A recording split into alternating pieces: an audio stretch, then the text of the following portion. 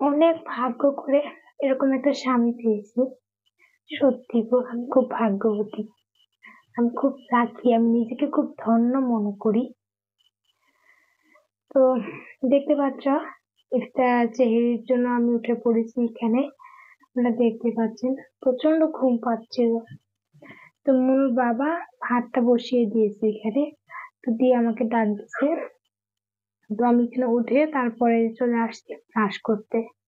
বলতো তো এমন ভাগ্য কোজনের হয়, স্বামী ভাত বানাচ্ছে, এটা আবার রমজানে, আর স্ত্রী এই ঘুম থেকে উঠে ভাত খাচ্ছে। সত্যি আমি খুব ভাগ্যবতী।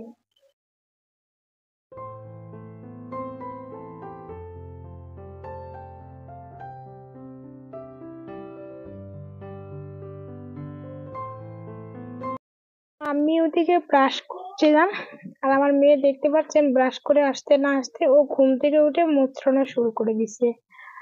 তো আমি গিয়ে নিয়ে আসলাম। ওর বাবা খেয়েছিল কিন্তু কান্নাকাটা শুরু করে দিছে। তো আমি গিয়ে নিয়ে আসলাম, নিয়ে এসে ওর বাবাকে দিলাম। ওর বাবা কুলে নিয়ে আসছে। তারপর আমি এখানে আল ঢেঁড়ের ভর্তা দিয়ে ভাত রান্না করেছি। তো মুরগি আছে আর একটু ঢেঁড়ের ভর্তা ভর্তা করেছি। আমার হাত তো অনেকটাই কেটে গেছে, আপনাদের দেখালাম।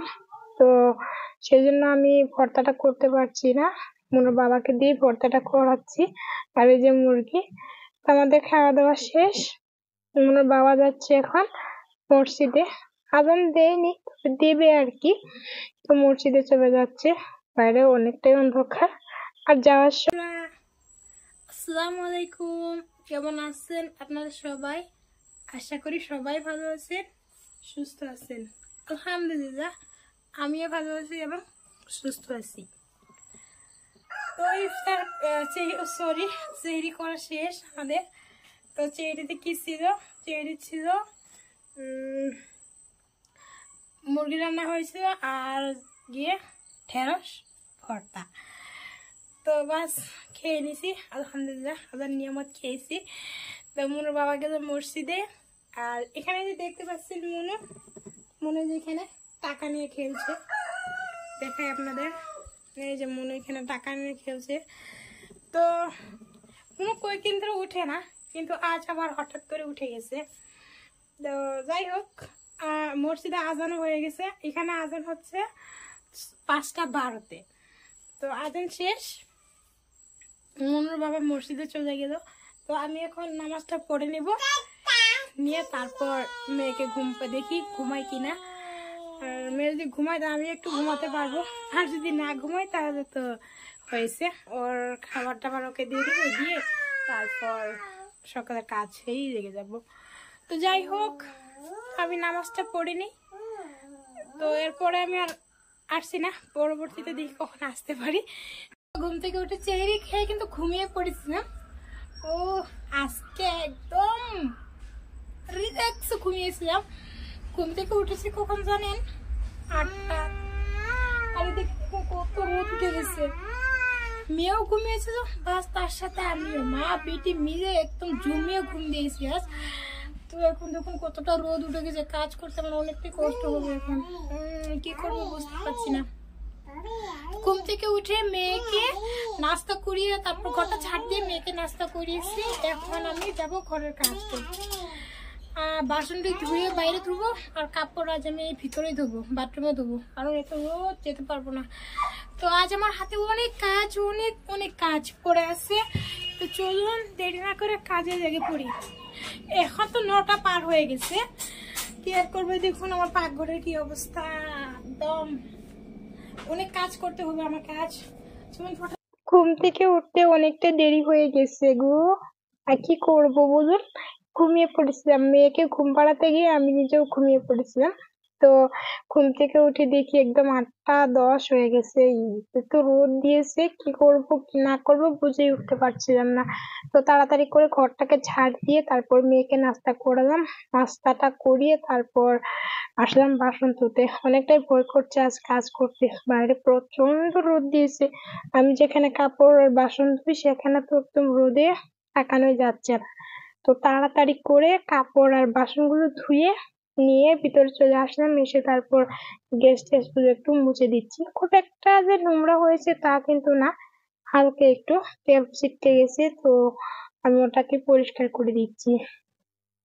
তারপর এটা পরিষ্কার করে ওই রেকটার নিচের রেকটা ওই দিন মোছা হয়নি, উপরগুলো মোছা হয়েছে, তো ওটা একটু ধুলো জমে গেছে, তো ওটাও আমি একটু তার সাথে পরিষ্কার করে দিলাম, যেহেতু সামনে ঈদ দিয়েছি। এই যে ওনার জন্য ডিম।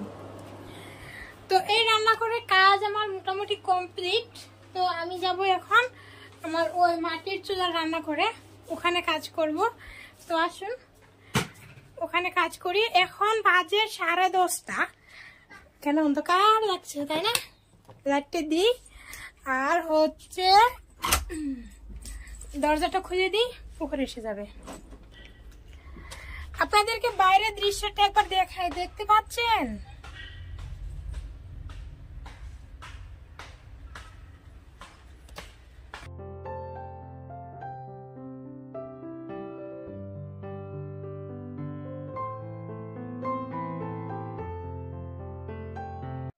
বাইরে যে পরিমাণে রোদ দিয়েছে, একদম বাইরে মানে তাকানোই যাচ্ছে না, একদম মনে হচ্ছে বাপরে, এত রোদ আমার বাপের জন্য আমি দেখিনি, তাই কেরালাতে এসে দেখলাম এত গরম, বাপরে কি বলবো আপনাদেরকে, একদম বলার বাইরে।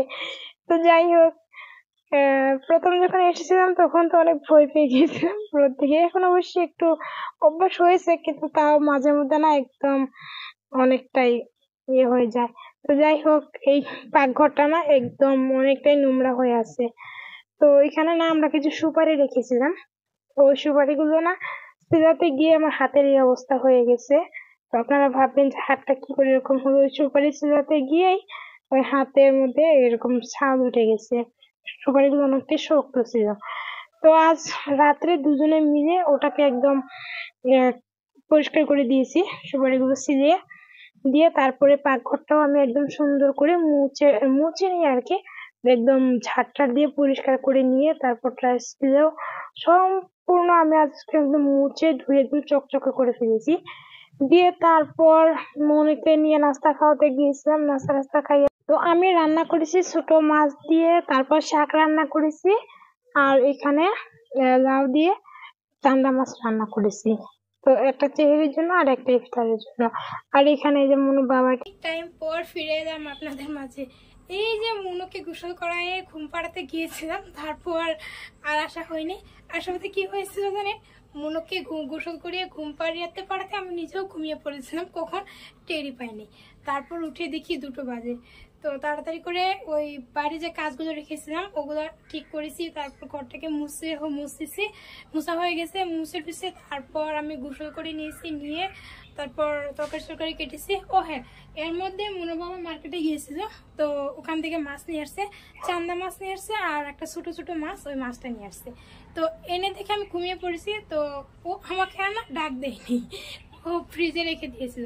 তারপর ঘুম থেকে উঠে ওসব মাছগুলো ধুয়ে দিয়ে ঠিক করে নিয়েছি, নিয়ে তারপর শুরু করে তারপর রান্না বসিয়ে দিয়েছি। তো ভাবলাম একবার রান্নাতেই তো আপনাদের সাথে সামনে আসবো। তো আমি মাছটা ফ্রাই করে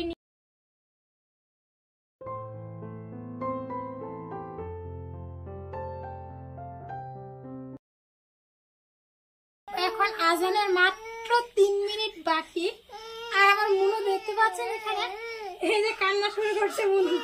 মুনু একটা হাসি মেরে দাও, সবাইকে মুনুকে একটু হাসি দিয়ে দিন, আর মুনু একটু হাসি মারবে, সবাই দেখবেন আপনারা। হ্যাঁ, আর কমেন্টে বলবেন হাসিটা কেমন। হাসি মেরে দাও, হাসি দিয়ে দাও, সবাইকে বাপি করো একটা বাবা। সরি বাবা, সরি, অনেকটা দুষ্টমি করছিল, দেখতে পাচ্ছেন এখানে একদম পানি সানি ফেলে একদম ঘরের অবস্থা শেষ করে দিয়েছে। একটু একটু ধমক দিয়েছি আমি, তাই এরকম কান্না করছি। তো আমার ভাত রান্না করা শেষ, এখানে সব করা শেষ, ইফতারি রেডি হয়ে গেছে। এখন শুধু ইফতারের বাকি, মাত্র 3 মিনিট ছিল, এখন কত মিনিট আছে আমি জানি না। তো ইফতারের পরে ফিরে আসছি আপনাদের মাঝে। তো সাথেই থাকুন, ব্লগটা দেখতে থাকুন। আর আজকের ব্লগটা কেমন হয়েছে, খাস করে আমার ইফতারিটা আজ কেমন হয়েছে অবশ্যই কিন্তু আপনারা আমাকে কমেন্ট করে জানাবেন। আজকের ইফতারিতে আছে কলা, তারপর এখানে আমি পায়েস বানিয়েছি, তারপর এখানে কলা দিয়ে সব বানিয়েছি, আর এখানে আছে আপনার কি কয় তরমুজের শরবত বানিয়েছি, আর এটা হচ্ছে ডাবের পানি। আর এখানে তরমুজ অল্প একটু নিয়েছি, কিন্তু খেজুর রাখিনি আজকে, কারণ খেজুরগুলো না, যে খেজুরগুলো নিয়ে তো ইফতারের সময় হয়ে গেছে, তো মা বেটি মিলে ইফতার করছি। আজান দিয়ে দিছে, আজ আজান হয়েছে 6:40-42। তো আজ আজান শুনতে পেরেছি আমি। আর নয়তো এমনিতে মুনুর বাবা ফোন দিয়ে বলে আজান দিয়েছে, ওই ভরতে আমি ইফতারি করে নিই। তো সত্যি বলতে কি জানেন, আমি খুব ভাগ্যবতী, আমার এরকম একটা স্বামী পেয়েছি। সব সময় আমাকে ও অনেকটাই হেল্প করে, কাজ করে, সেহরির রান্নাটা তো ওই করে। আর মাঝে মধ্যে যদি আমি কোনো কাজ করতে না পারি, ও কিন্তু সব করে দেয়। সত্যি কথা বলতে অনেকটাই আমি ভাগ্যবতী আর কি, অনেক ভাগ্যবতী। তো আজ রমজান হচ্ছে 19তম রমজান, আজ 19টা যাচ্ছে। তো কাজে 8:30 মেয়ে ঘুমিয়ে পড়েছে, আর মনুর বাবা মসজিদে চলে গেছে। আমি বাসন টাসন ধুয়ে নিয়ে আসা শেষ। আসলে কি জানেন, একটা কথা না বলে নয়, অনেক ভাগ্য করে এরকম একটা স্বামী পেয়েছি। সত্যি এটা বলার বিষয়, কারণ এই রমজানে সেহেরির রান্না কিন্তু মনুর বাবাই করে, আমি কিন্তু করি না। কারণ ও আমাকে ডাকও দেয় না, কারণ রাতে আমি ভিডিও এডিট করে ঘুমোতে আমার 10টা, 11টা, 11:30, 12টা হয়ে যায়। তো সেই জন্য ও আমাকে ডাকে না, ও নিজের থেকে উঠে আর ও রান্নাটা করে তারপর আমাকে ডাকে। বাস আমি শুধু খেয়ে আবার ঘুমাই না, আমার কাজ করি আমি। তো এর ছাড়াও আমি একটা কাজ করি, মেহেদি টিউব বানাই আমি। তো ওখানে একটু সময় দিতে হয় মেয়েকে মিলে। তো ওদিক থেকে ও আমাকে যথেষ্ট হেল্প করে, সব কাজে আমাকে হেল্প করে, না করা না। আর এই হাঁস দেখতে পাচ্ছেন, এই হাতটা নিয়ে, এই হাত আজ অনেক কষ্ট হয়েছে আমাকে কাজ করতে, প্রচুর কষ্ট হয়েছে। দেখতে পাচ্ছেন কিনা আমি জানি না কতটা আপনারা বুঝতে পারছেন। এই যে এখানে একদম এটা 4টা নখি আমার কেটে গেছে, কাজ করতে কিন্তু আমার আজ ভীষণ কষ্ট হয়েছে, ভীষণ। তো যাই হোক, আমার ইফতারি তো আজ দেখিয়েছি আপনাদেরকে। তো মনুর বাবা খাই নেই, মসজিদ থেকে খেয়ে এসছে, আমার নিকে বার্গার নিয়ে আসছে, আর ও নিজেও খেয়ে আসছে। তো ও খায়নি। তো আমি এখন একটু ভাত খাবো, খাই তারপর বাসনগুলো ধুয়ে, জামা কাপড়গুলো গুছানো হয়নি এখনো, ছাপ করা হয়নি, ও সব ছাপ করবো, করে তারপর ভিডিও এডিট করে ঘুমিয়ে পড়বো। তো আজকের মতো ভিডিওটা এখানেই শেষ করলাম। সবাই ভালো থাকবেন, সুস্থ থাকবেন। আবারও আসবো নতুন একটা ভিডিওর সাথে। আর সুস্থতার সাথে আজকে আমি এখানে বিদায় নিচ্ছি। আর আমাকে মনে রাখবেন, আর আবার আমাকে পাওয়ার জন্য প্লিজ আমার চ্যানেলটা সাবস্ক্রাইব করবেন, আর অবশ্যই একটা কমেন্ট করবেন। ভিডিওটা দেখে যদি ভালো লাগে একটা লাইক দিবেন।